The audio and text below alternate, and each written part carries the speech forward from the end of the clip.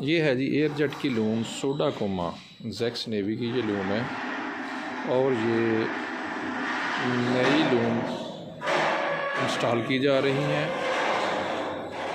नई लूम ये इंस्टॉल की जा रही हैं। ये है जैक्स नेवी की लूम है। ये देखें जी, ये इसका प्री वेंडर है, यहाँ से ये धागा सप्लाई करती है लूम। और ऊपर ये जो केबल ट्रे लगी हुई है लाइट्स के लिए और एयर के लिए पाइप लगा हुआ है।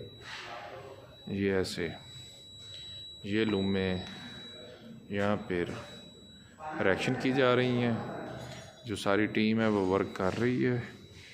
ये आप देख सकती हैं, वो हैं जी मलक साहब ऊपर चढ़े हुए।